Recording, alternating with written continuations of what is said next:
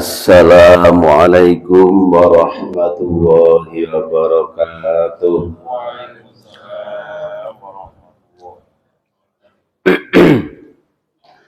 Alhamdulillahi rabbil alamin, wassalatu wassalamu ala asyrafil anbiya wal mursalin, nabiyyina Muhammadin wa ala alihi wa ashabihi ajma'in.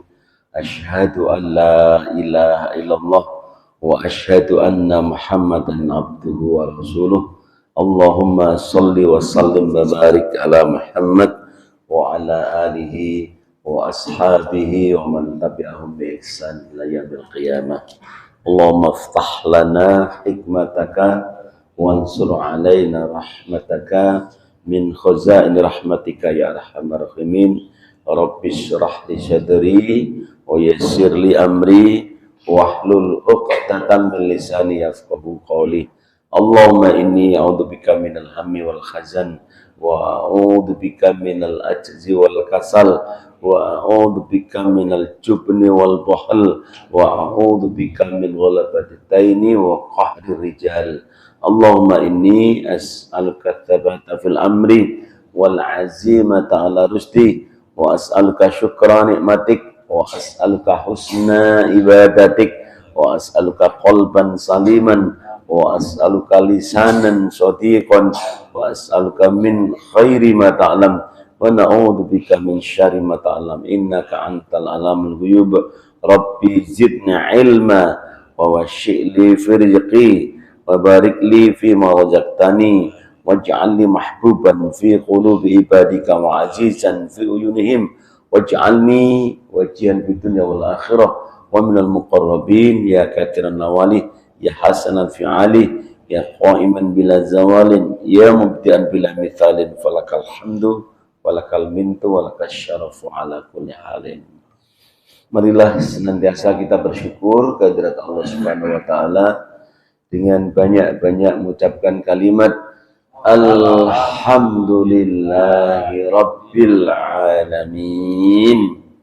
Mudah-mudahan kita semua ini termasuk hamba-hamba Allah yang pandai bersyukur, sehingga Allah senantiasa menambah nikmatnya dalam kehidupan kita ini, utamanya adalah nikmat iman dan nikmat Islam. Amin ya rabbal alamin. Bapak Ibu, sudah sering saya sampaikan bahwa tanda-tandanya seseorang yang mendapatkan nikmat iman dan nikmat Islam dalam beragama ini ya, tambah suwe, tambah yakin, tambah suwe, tambah rajin. Ya, mudah-mudahan kita termasuk hamba-hamba Allah yang demikian.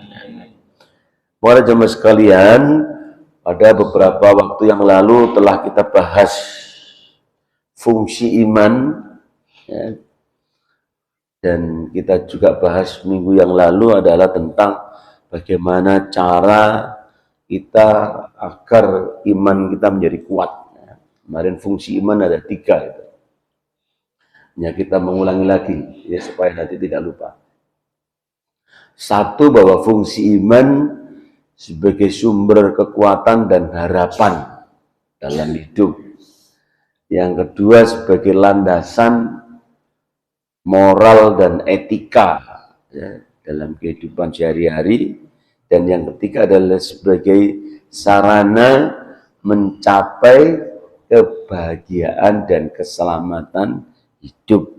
Nah, itu adalah fungsi iman. Ya, insya Allah kalau kita bisa menjadikan iman kita berfungsi yang 3 tadi, ya iman kita menjadi iman yang baik.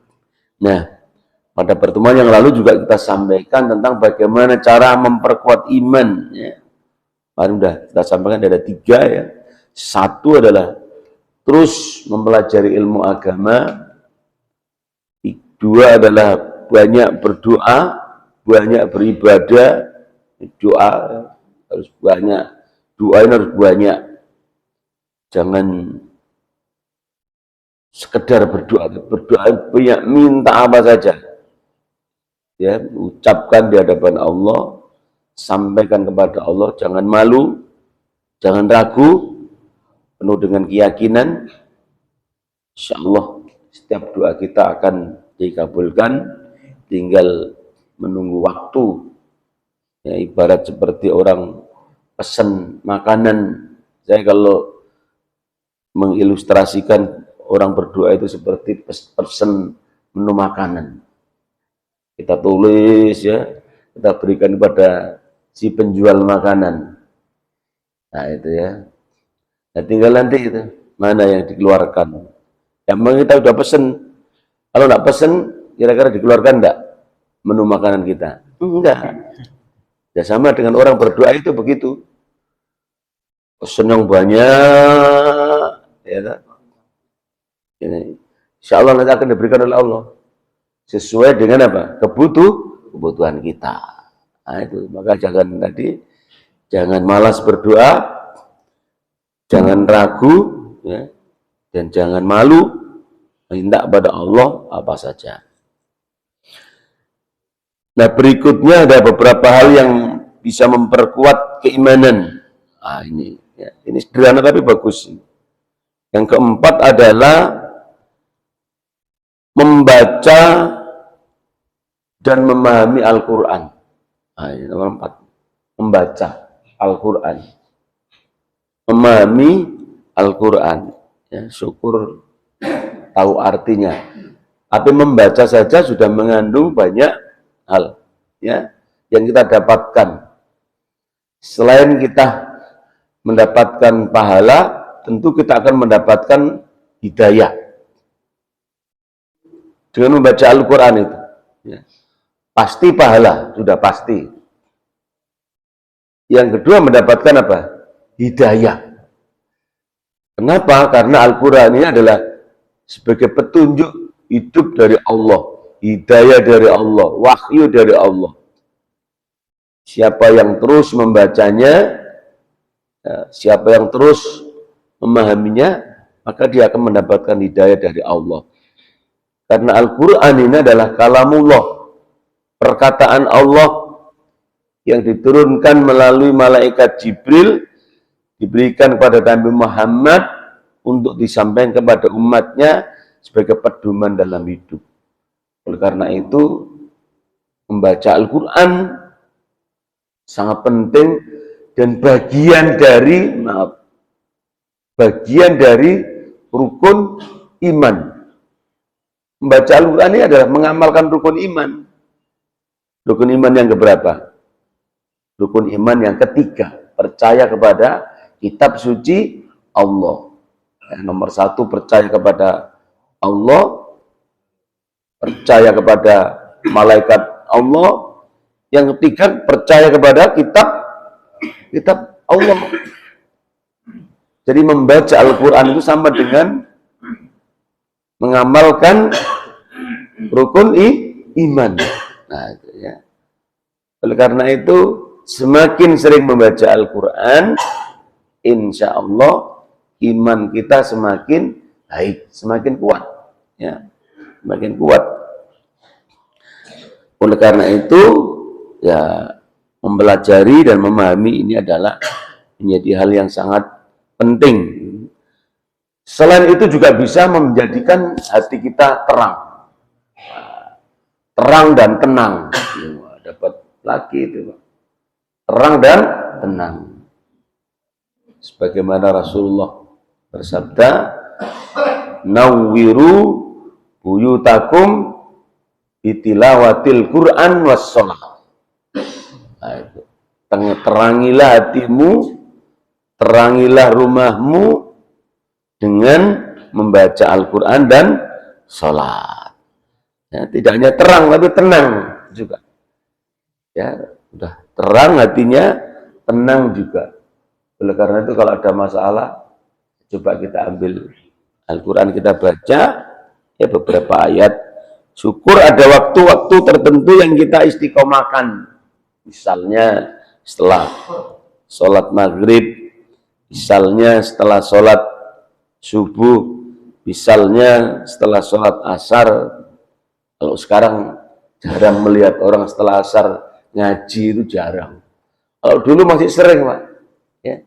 Dulu sering asar itu waktunya orang ngaji dulu. Anak-anak kita lari ke TPA, orang-orang tua biasanya di teras-teras. Itu dulu baca Al-Qur'annya di teras, Pak. Asar itu, asar. Dulu orang tua-tua kita ini. Setelah subuh, ini masih ingat ya, dulu pakai apa namanya lampu template itu, lo tahu ya, sampai ireng ada itu, pernah gitu. Lampu plek, dia begitu dulu baca Al-Quran. Nah, itu kegemarannya baca Al-Quran luar biasa. Nah, itu, oleh karena itu ini, apalagi sekarang dengan teknologi yang sangat canggih, ya sekarang sudah dengan mudah. Ya minimal kita mendengarkan orang membaca Al-Quran. Nah itu.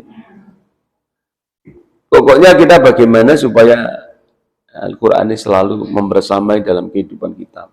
Syukur di rumah punya murotal ya kita dengarkan. Nah ini yang kelima. Agar iman kita kuat adalah bergaul dengan orang-orang yang soleh. Nah, bergaul dengan orang-orang yang soleh. Ya. Turu repot Pak, soleh turu gitu. Ini bergaul dengan orang-orang yang soleh penting. Jadi jangan ya. Sekarang kalau ada orang yang soleh itu, maaf ya, harusnya kita dekati.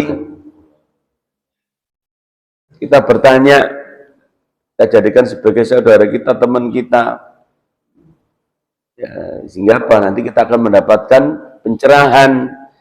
Minimal kita bisa mencontoh bagaimana dalam kehidupannya, dalam keluarganya, dalam ibadahnya, dalam kesabarannya.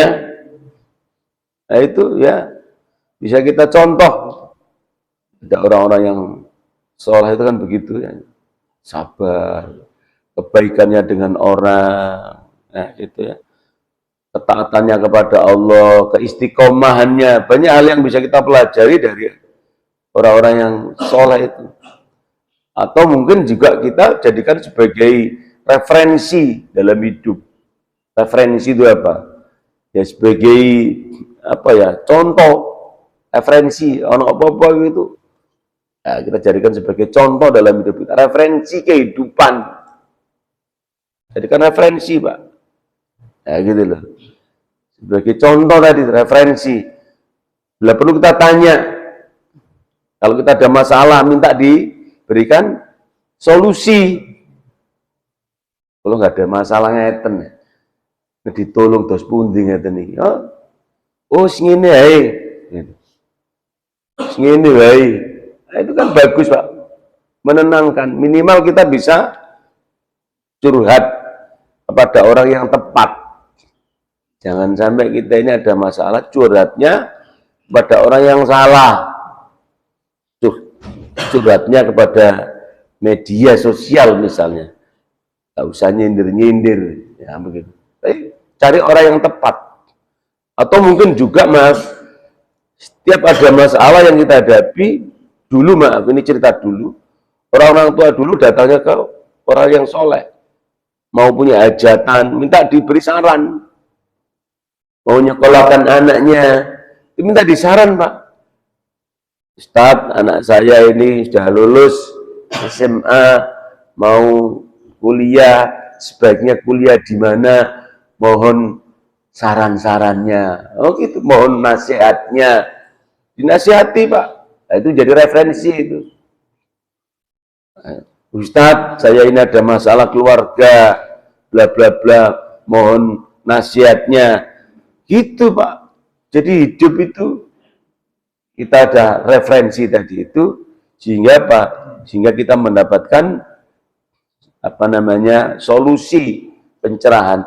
Ya walaupun kita sudah punya namanya orang itu pasti, tapi kalau tidak ada ada apa namanya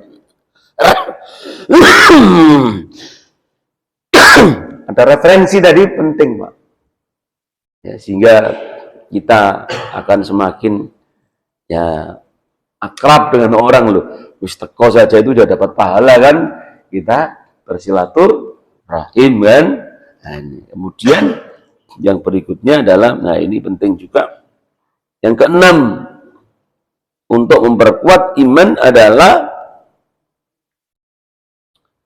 dengan menghindari perbuatan-perbuatan dosa. Nah, ini ya. Menghindari perbuatan-perbuatan dosa. Baik yang kecil maupun yang besar. Baik yang disengaja maupun yang tidak disengaja. Nah ini, ya mungkin kalau dosa besar, kita bisa menghindarkan. Tapi dosa-dosa kecil, terutama adalah dosa-dosa yang timbul, yang muncul dari sifat-sifat kita. Kita bisa tuh, sifat-sifat kita bisa mendapatkan dosa, mendatangkan dosa. Misalnya, maaf, sifat sombong, nah, itu. Atau sifat pemarah, nah itu Pak, itu bisa itu. Sifat iri, ya itu, ya. Iri hati itu. Iri itu biasanya paling banyak di bulan Agustus, itu banyak orang yang iri. Ya itu, iya. Ya itu banyak. Iri kanan. Itu ya. Bulan Agustus biasanya banyak orang yang iri itu. Ya. Iri kanan. Gerak jalan maksudnya. Nah, itu juga bisa, Pak. Atau suudon pada orang lain. Curiga maksudnya, ya kan? Curiga. Nah, itu, Pak. Atau menghina orang lain. Banyak dosa-dosa kecil yang timbul dari sifat-sifat kita. Oleh karena itu dijauhkan. Ya memang ini nih harus terus diingatkan. Ini kelas bolak-balik disampaikan ini. Tapi kalau nggak diulang-ulang nanti bisa menjadi apa? Lupa sebagai sifat manusia. Nah mudah-mudahan ini tambahnya 3 tadi ya. 1 tadi apa? Nomor 4 apa tadi?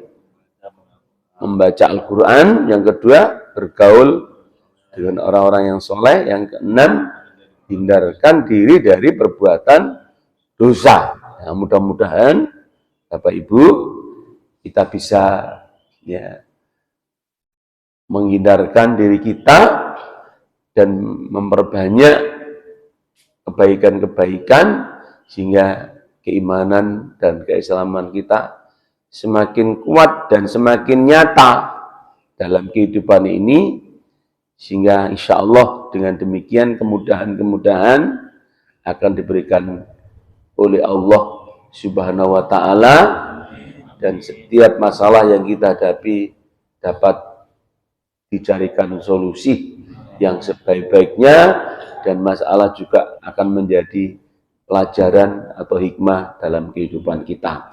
Demikian yang bisa saya sampaikan, kurang lebihnya mohon maaf. Nasr minallah wa fathun qarib wa basyiril mu'minin. Assalamualaikum warahmatullahi wabarakatuh.